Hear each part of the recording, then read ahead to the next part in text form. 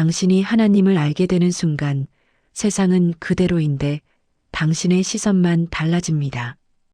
보이지 않던 것들이 보이고 당연하다고 여겼던 것들이 다시 질문이 되기 시작합니다. 그리고 그 안에서 우리는 분명한 5가지를 깨닫게 됩니다. 첫째, 나는 우연이 아니라 목적이라는 사실입니다. 하나님을 알게 되면 내 삶이 실수처럼 흘러온 것이 아니라 뜻 안에서 빚어졌다는 것을 알게 됩니다.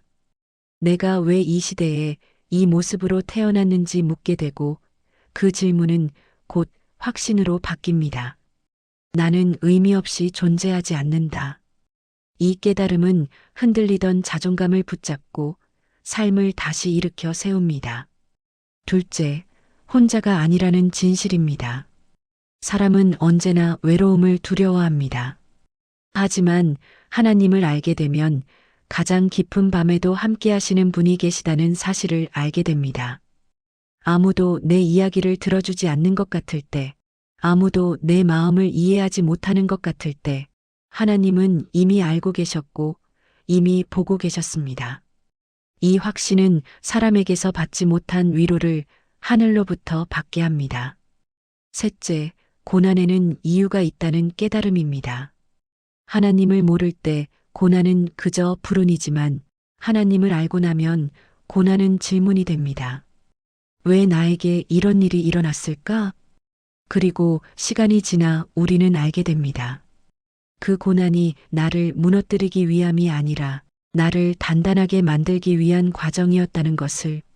믿음은 고난 속에서 사라지지 않고 오히려 깊어집니다. 넷째, 용서는 선택이 아니라 자유라는 사실입니다. 하나님을 알게 되면 용서가 얼마나 어려운 일인지 알게 됩니다. 하지만 동시에 용서하지 못할 때 내가 얼마나 묶여 있었는지도 깨닫게 됩니다. 하나님의 용서를 경험한 사람은 비로소 용서가 상대를 위한 일이 아니라 나를 살리는 일임을 알게 됩니다. 믿음은 과거에 매인 삶을 놓아주고 새로운 내일로 나아가게 합니다. 다섯째, 이 삶이 전부가 아니라는 소망입니다. 하나님을 알게 되면 죽음이 끝이 아니라는 사실을 알게 됩니다. 그래서 우리는 절망 앞에서도 완전히 무너지지 않습니다. 세상의 성공과 실패가 인생의 전부가 아니라는 것을 알기에, 오늘의 눈물이 영원하지 않다는 것을 믿기에 믿음은 사람을 다시 일어나게 합니다. 하나님을 안다는 것은 정답을 모두 아는 것이 아니라 흔들리는 순간에도 붙잡을 수 있는 기준을 갖는 것입니다. 세상이 흔들어도 무너지지 않는 이유, 사람이 떠나도 외롭지 않은 이유, 내일을 두려워하지 않아도 되는 이유. 그 이유는 단 하나입니다. 하나님은 멀리서 지켜보는 분이 아니라 지금 이 순간에도 당신의 이름을 부르며 당신의 삶 한가운데로 걸어오고 계시기 때문입니다. 당신이 넘어졌을 때 먼저 손을 내미시는 분, 당신이 포기하려 할 때 끝까지 놓지 않으시는 분, 세상이 당신을 외면해도 결코 등을 돌리지 않으시는 분.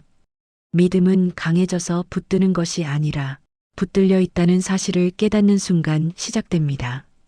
그래서 오늘도 우리는 흔들리지만 무너지지 않습니다. 하나님이 여전히 그리고 영원히 당신을 붙들고 계시기 때문입니다.